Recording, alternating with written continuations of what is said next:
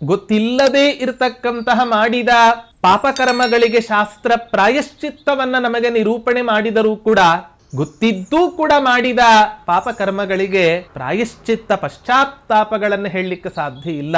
ಎಷ್ಟು ಜನ ಗೊತ್ತಿದ್ದು ಅನೇಕ ಪಾಪ ಕರ್ಮಗಳನ್ನ ಅನುಷ್ಠಾನ ಮಾಡ್ತಾರೆ. ಹಾಗಾಗಿ ನಾವೆಲ್ಲರೂ ಕೂಡ ಅನಘರಾಗಲಿಕ್ಕೆ ಸಾಧ್ಯವೇ ಇಲ್ಲ. ಅಘರೇ ನಾವು. ಆದರೆ ರಾಘವೇಂದ್ರ ತೀರ್ಥರಂಥ ಮಹನೀಯರು ಪರಮಾತ್ಮನ ಉಪಾಸನೆಯಲ್ಲಿ ಇಡೀ ತಮ್ಮ ಜೀವನವನ್ನ ಸಂಪೂರ್ಣವಾಗಿ ಆ ಭಗವಂತನಿಗೆ ಅರ್ಪಿಸಿಕೊಂಡಿರ್ತಕ್ಕಂಥ ದೊಡ್ಡ ತ್ಯಾಗಿಗಳು. ಪರಮಾತ್ಮನ ಅನುಸಂಧಾನ ಪೂರ್ವಕವಾಗಿ ಮಾಡತಕ್ಕಂತಹ ಆರಾಧನೆ ಏನಿದೆ, ಆ ಆರಾಧನೆಯ ಮುಖ್ಯ ಬಲ ಅವರಿಗೆ ಯಾವುದೇ ರೀತಿಯಾದ ಪಾಪಗಳನ್ನು ಕೂಡ ತಂದುಕೊಡಲಿಕ್ಕೆ ಸಾಧ್ಯವೇ ಇಲ್ಲ.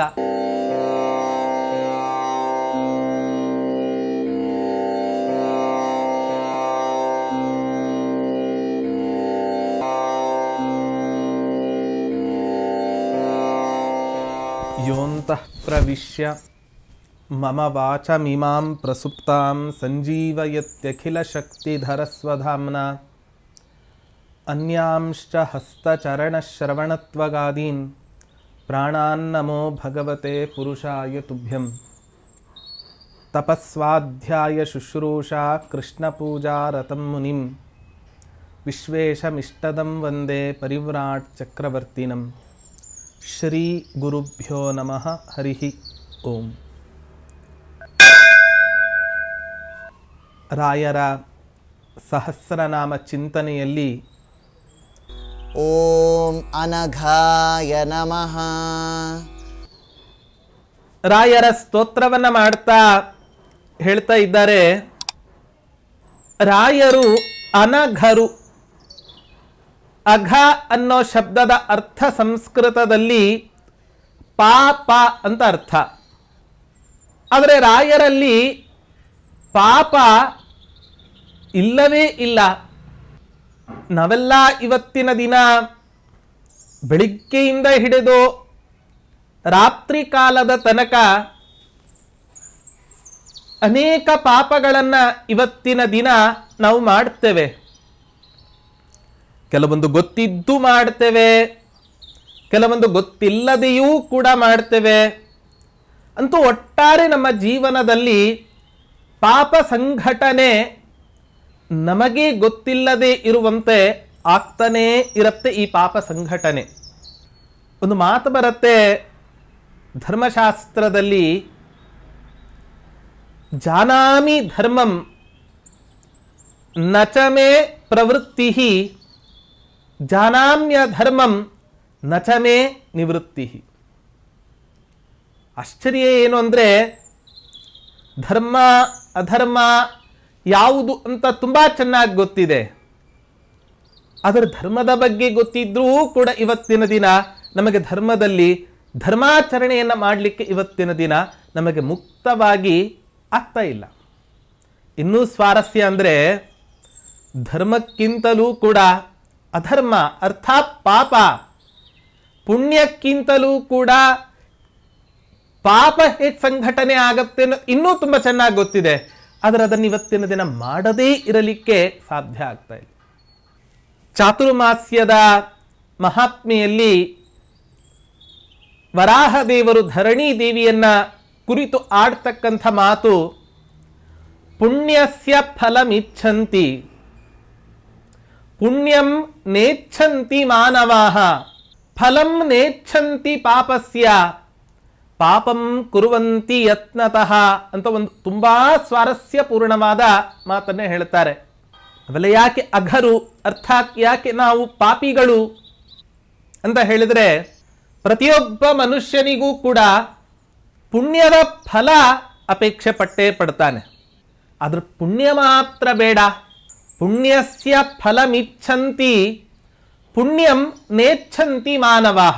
ಆ ಪುಣ್ಯ ಮಾಡಿದರೆ ಈ ಫಲ ಬರುತ್ತೆ, ಈ ಪುಣ್ಯ ಕರ್ಮಗಳನ್ನು ಮಾಡಿದರೆ ಆ ಪುಣ್ಯ ಫಲ ಬರುತ್ತೆ. ಫಲದ ವಿಷಯದಲ್ಲಿ ಎಷ್ಟು ಆಸಕ್ತಿ ಉಂಟೋ ಅಷ್ಟೇ ಆಸಕ್ತಿ ಆ ಫಲದ ಉದ್ದೇಶವಾಗಿ ಮಾಡ್ತಕ್ಕಂಥ ಕರ್ಮದಲ್ಲಿ ಇವತ್ತಿನ ದಿನ ಆಸೆ ಇಲ್ಲ. ಅದರ ಫಲಂ ನೇಚ್ಛಂತಿ ಪಾಪಸ್ಯ, ಪಾಪದ ಫಲ ಬೇಡ. ಆದ್ರೆ ಯತ್ನಾತ್ ಕುರುವಂತಿ ಪಾಪತಃ ಪಾಪಂ ಕುರುವಂತಿ ಯತ್ನತಃ. ಪಾಪವನ್ನ ಇವತ್ತಿನ ದಿನ ಪ್ರಯತ್ನಪೂರ್ವಕವಾಗಿ ಆದರೂ ಕೂಡ ಇವತ್ತಿನ ದಿನ ಒಬ್ಬ ವ್ಯಕ್ತಿ ತನಗೇ ಗೊತ್ತಿಲ್ಲದಂತೆ, ತನ್ನ ಅರಿವಿಗೆ ಬರದಂತೆ ಪಾಪಕರ್ಮಗಳನ್ನು ಇವತ್ತಿನ ದಿನ ಮಾಡ್ತಾ ಇರ್ತಾನೆ.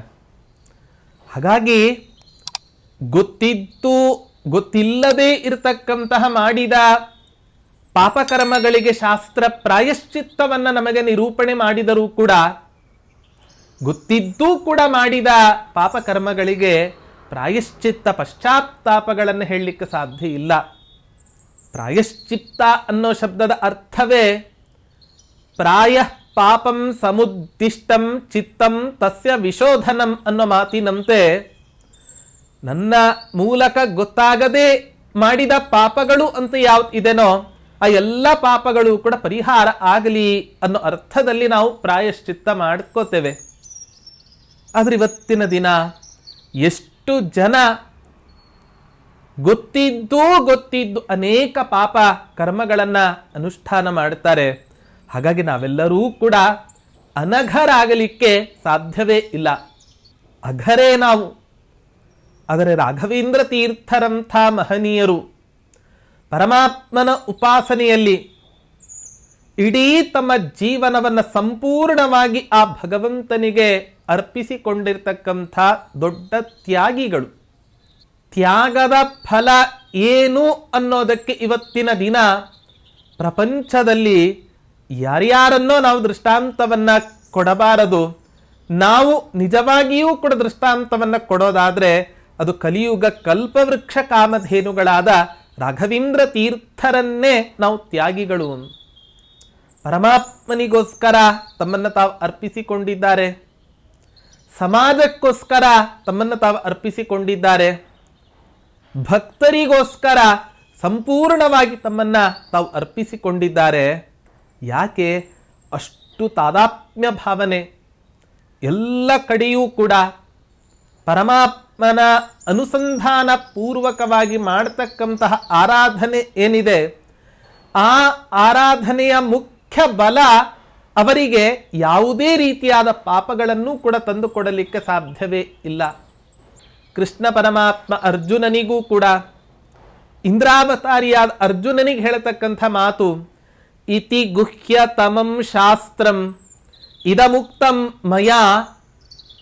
ನಮಗೆಲ್ಲ ಆಶ್ಚರ್ಯ. ಅರ್ಜುನನಿಗೆ ಕೃಷ್ಣ ಪರಮಾತ್ಮ ಹೇಳ್ತಕ್ಕಂಥ ಮಾತು ಅತ್ಯಂತ ರಹಸ್ಯವಾದದ್ದು ನಿನಗೆ ಬೋಧಿಸಿದ್ದೇನೆ, ಹೇಳಿದ್ದೇನೆ.